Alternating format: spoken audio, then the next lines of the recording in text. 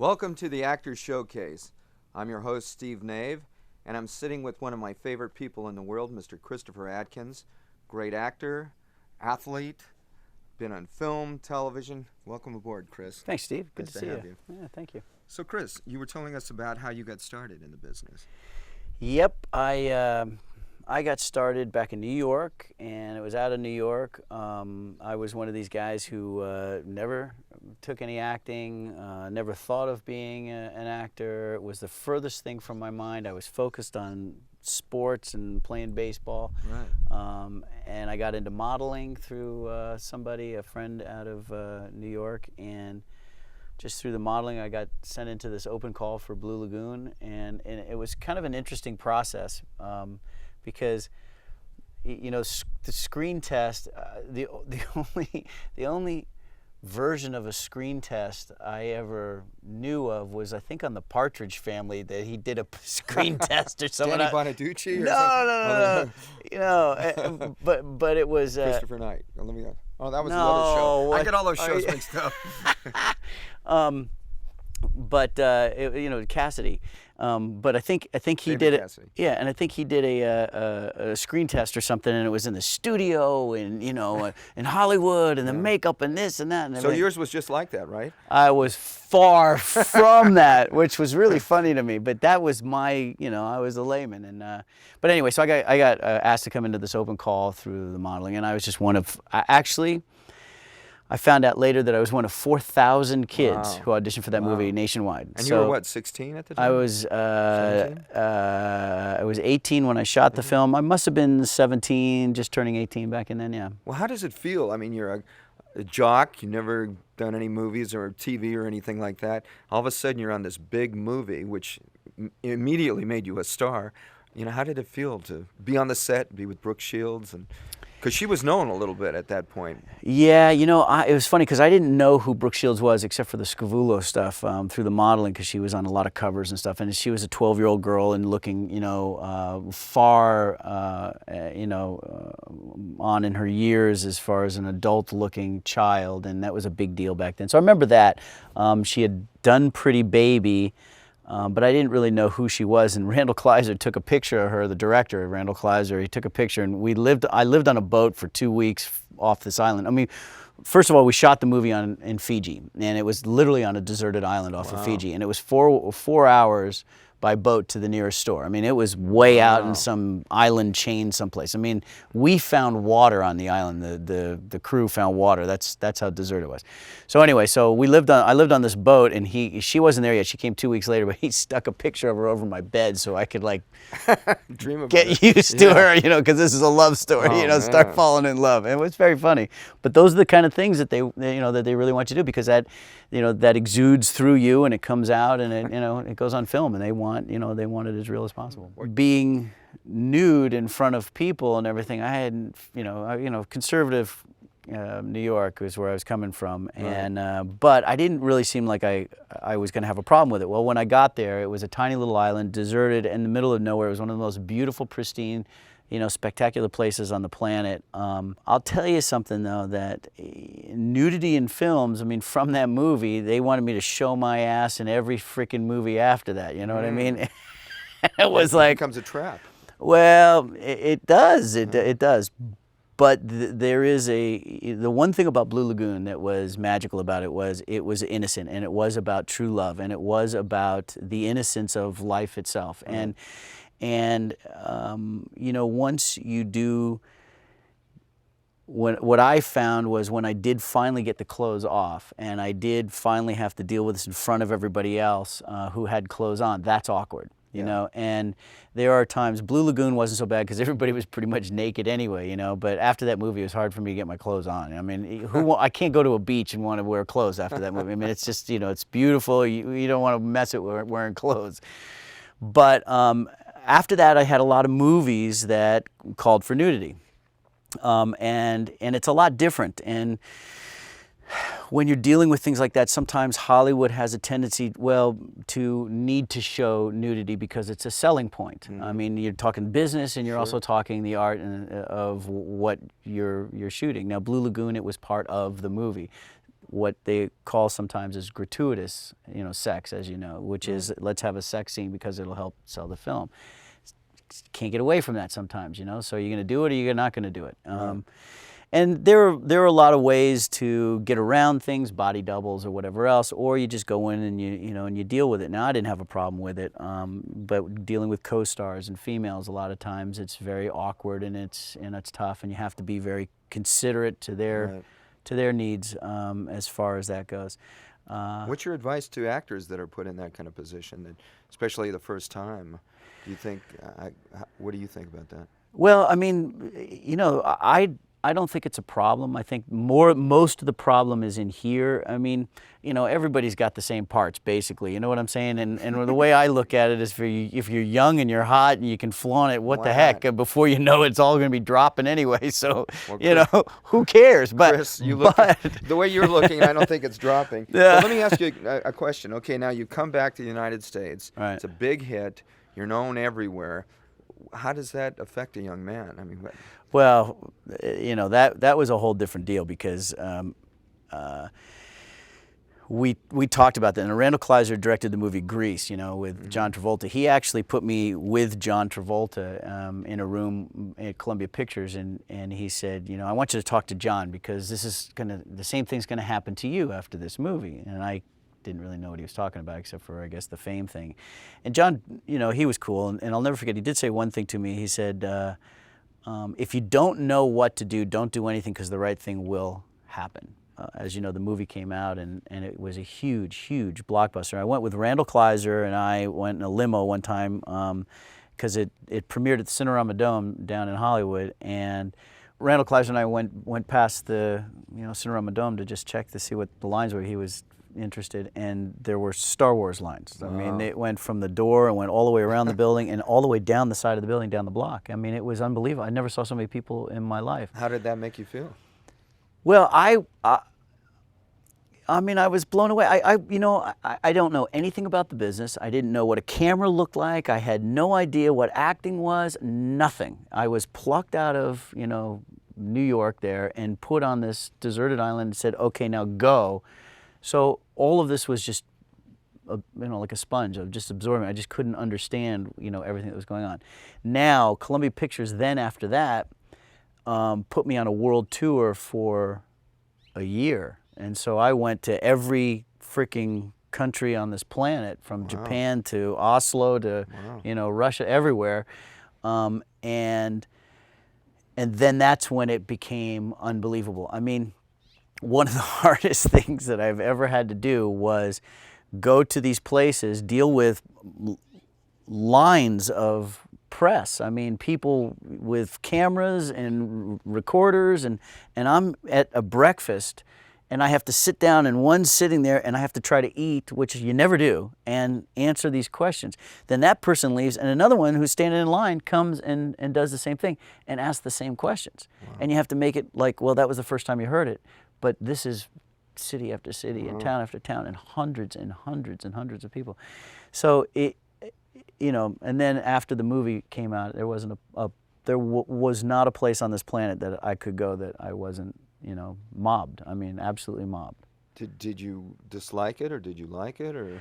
Well, I mean, how could you not like it? I mean, come on. It's like, but there is that ego check. I mean, I have a really good family behind me. My mom and my brother and sister. And that's important. And I always love sharing things. So to me, this was just like fun and wild and crazy. And let's get a limo, and come on, guys. I'll get all my friends, and we go to Studio 54 and have fun or whatever. But it got really tough because of the privacy issue. I mean, you can't go to a grocery store. You can't go, anywhere with your friends because you're standing there and people recognize you, come up for autographs. And I like to sign. I don't like to, I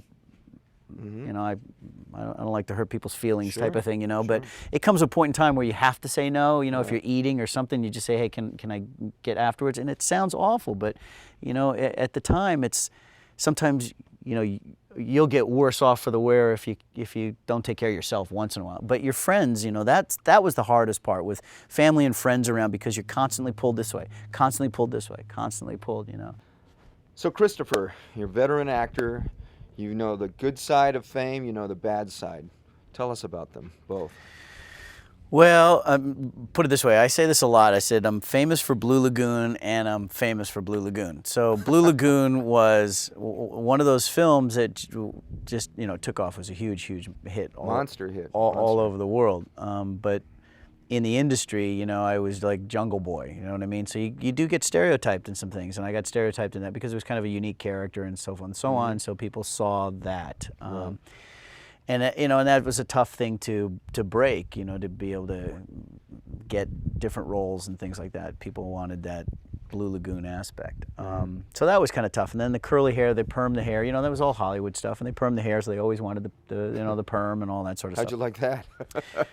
You just deal with it, you know what I mean? You just deal with it. But, what was interesting, though, was after Blue Lagoon, Columbia Pictures put me under contract for 4 years, which was the first time a studio had put an actor under contract since the old MGM days, which was really kind of interesting. They made a big deal about it. And then 20th Century Fox bought me out of that contract, and that's when I went and did the pirate movie and A Night in Heaven. And that was kind of fun because, the interesting thing about the movie business is they shoot movies all over the world. I mean, you're in some of the craziest places on the planet. And the pirate movie I shot with Chris McNichol is a musical, and I don't really sing or dance, so thank God for machines because they can make a dog sing, So, but I do have a gold album from that movie, so I got it. Really? Oh yeah, Wow. I did all the shows up there, lip syncing to add, but did all the bandstand shows and all that from Australia to here, and that was fun, and I got a gold album. That was really cool. But people don't understand. The thing about the industry is it takes a lot of work. You have to understand it takes a lot of work. It's not just all autographs and sunglasses. It's a lot of work. I mean, you see people that you've got to physically work out because it is about this on screen. So you have to look good. You have to with the publicity and being in front of your audience and your fans constantly to keep you fresh and keep you alive. What people don't understand is that it is a lot of work. I mean, it's a tremendous amount of work. I mean, with your craft, with your, yourself physically, yourself mentally, you have to be in front of the public at all times. I don't understand some of these actors who, don't want to do autographs and they don't want to do this and they don't. That's your public, to me at least, and that's why sometimes I will stay way too long to sign a few extra autographs. Those are the people who, don't be in the business. You know what I mean? They're paying your salary. They're paying your salary. They're the ones that, absolutely, that are making you a star or keeping you working. Speaking of being a star, you just were on the TV series Teen Idol, and there was like 15 of you guys that were teen idols, and you came out number one, and they had a focus group and who they thought was a movie star material, and Mr. Christopher Atkins was the guy all the women picked. So how did you feel about doing that kind of a show as opposed to regular television or Dallas? You did Dallas series and yeah, I other did. thing? Well, and Dallas was very interesting because back in that day, for a movie star to do TV was a no-no. Mm-hmm. Now they cross all the time, Right. but back then there was a big, you can't let him, to my agent at the time, you can't let him do TV because that's a no-no to do TV. And what you're talking about, the VH1 show, is a reality show, and that's Yeah. a whole new Right. concept of entertainment that, as you know, is very prevalent now. And so that was the first time I'd done a reality show, and that was a whole nother, that was a whole nother trip. Did the fan letters get crazy again, or I'm sure you're still getting fan letters all the time, but it's was it a whole new kind of spotlight on you? Oh yeah, it was a completely. That show gave me the ability of what I wanted to do, which is start stepping back. It's part of that publicity machine type Right. of thing. So it gave me a tremendous opportunity for publicity and, get back in the magazines, get on all the talk shows and do that sort of things, so people can see me again, see what I look like, who I am, what's happening in my life and all that sort of stuff. Chris, being a successful actor for over 20 years, people are going to be seeing this show all over the world. A lot of people want to come to Hollywood. People want to make movies and TV series and stuff. What's the best advice you can give to an actor? Man, I get this all the time, and I wish I knew because I kind of got plucked out of New York, as a sailing instructor and just auditioned for this open call. But, I would think that the best way to do things now is probably hook up with an acting coach or an acting teacher that does showcases where they have casting directors and producers and directors and stuff that they can come in and they can showcase their acting abilities to some people, and they can get picked up by doing that.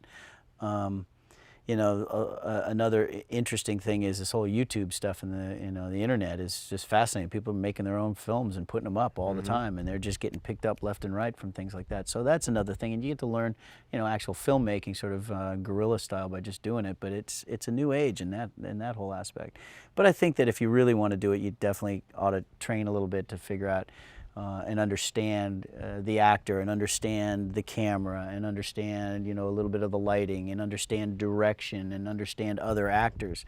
Man, you can deal with some other actors, and you really have to deal with egos, and you have to deal with all kinds of stuff that's tough. And and communication is kind of, because everybody comes with their actors will all come with their own things, and if something doesn't go the way that somebody kind of wants it to go, the scene or whatever, and how it's going, and at the same time, because actors bring their own stuff, for whatever, I'm lacking the word, but they bring their take to the table, is also a creative process, because you don't know where that might go, and you want to be able to be open to it, but you also don't have a lot of time. So I mean, there's a lot of things that goes on when you're you're stepping in front of a camera. Do you think that the industry in the last 20, 25 years has changed quite a bit? I think the industry is a chameleon, and it's ever evolving, and it's ever changing. I mean, now you do have the internet, and you do have all of these shows on the internet, and that's a whole nother set of eyes and set of entertainment that's happening. But yes, it definitely changes. It changes from, I mean, there was a time during this 30 years that I've been doing it where there was a time where they wanted good-looking people. Then they wanted real-looking people. Then they wanted, action movies. And they liked Westerns. And there was aliens. Oh, then it was ghosts. And it's always changing. The business itself, when it became into corporations and they became, where there was a product placement and, all of these different things. So, there's a lot of aspects that you have to deal with when it's coming into it. But yeah, absolutely, the business. I mean, there's, you go to the American film market or any of these film markets, you think you get the pulse of what's going on, and you might have it at that point in time, but then you turn around and it's different the next time. The bottom line for me is that it's art. There is the business, yes, and as an actor, I come in and I look at a script and I break my character down of who I am, what I want, where I'm going, and I want to be able to bring the best that I can. And a lot of times I have found that you have to leave this much open for anything that may just happen. Spontaneity. It may happen. Now, I happen to be one of those actors that I'll sit here and do a crying scene with you, and then as soon as they say cut, I'll finish my joke. And there's a lot of people who just don't like that. Yeah, you will find me walking around and want to be by myself sometimes to get into a place. Sure. And like I said before, there's a lot of gimmicks and a lot of things to make somebody cry. For instance, that's the number one thing is, crying and bringing stuff. And they can put things in your eyes, they can do all this stuff. But it's also, the camera is an eye. I mean, and and your eyes are your window to your soul. And it can tell if you're BSing. I mean, you can see right off the bat if, watching something, if you're not bringing it. But if you're bringing it from in here, then it's going to show in here and it's going to come out of the, I mean, that's why Randall Kleiser put that picture of Brooke Shields over it. He wanted, honest to God, he wants me to fall in love with it. They want, because if there's an attraction, it will show on film. And it's an investment for the moment. You fall in love with your leading lady every single movie because it's an investment for that moment. And that's what you have to be able to bring and go to these places. And that is a different thing, because everybody comes a different way with their how they approach their material. Me, I kind of let it ride, and I'm more from the hip. Some people are very method. They drive me crazy, but they're very freaking method. And you just go, oh my gosh, okay, here we go again. But that's okay. However it comes across, is the way it happens. So, the art is what is really, we're artists. I mean, you know, you'll have people saying, well, this is a good movie and this is a bad movie. And you know as well as I do, I mean, how many really bad movies get made? That's right. Okay? But you saw my last movie. It's their art, you know. You're a very physical guy. Have you ever been in a dangerous situation doing? I know you were a sailor and you're a baseball player. We're a shortstop, right? I'm a lefty. Oh, really? Okay. I'm a lefty. First base, yeah. First base or outfield. But were you ever put in a situation where it was dangerous? I know it's uncomfortable. Oh, heck yeah, man. When I did the pirate movie, I had to do this, you know, sword fighting. So, like I said, you know, the craft is, I had to take fencing for like 3-4 months before we even shot the film. A Night in Heaven, I played a male stripper, and John Avildsen, who won the Academy Award for Rocky, was directing it. He wanted me to look like Rocky. I had to work out for like 3-4 months ahead of that movie on a daily basis so that I was as ripped up as you could possibly imagine. I mean, you hear about actors who starve themselves, who get, you know, fat, who you know, shave their heads. I mean, we put ourselves in places and situations, and that's one of the things that I actually think the nudity benefited me, because it freed me up. And you have to be able to go places that, you know, you would never want to go in your entire life. I mean, you would never want to go there, but you have to be open to be able to step into that place, but be able to step out of that place, you know? I feel like now when you were talking about the business changing, I think it's really important that you know, you diversify, you step into other people's shoes. I know as a director, it's really important to be, you know, an actor once, or take acting classes and get into the mind of an actor, because, you know, they're very moody, they come with a lot of stuff, but you don't know what's going on that day that they have to bring to, you know, a film. I mean, you know, one of the things that's really tough is sometimes I'll stay up really late and not sleep purposely, so I'm just drained, and I'm you know, and that's my method. But I try not to let it affect my emotional, I mean, except for when I'm on screen, because it makes it easier to cry. It makes it easier to be in that place. I did that for this interview. They did. I wanted to be kind of yeah, drained. there you go. I don't. I should. You know. But Chris, I want to thank you so much. You're our first guest on the Actors Showcase. You're a fantastic guest. I've admired your work for many years, and hopefully we'll have you back again sometime. Well, thank you. It was fun. Hope to see a lot more of you on film and television, and just thank you very much. Well, thanks, Good to Steve. see you. Thanks. It was fun. Hi, this is Steve Nave with the Actors Showcase. Thank you very much for watching, and we look forward to seeing you again soon. And thank you again to Mr. Christopher Atkins.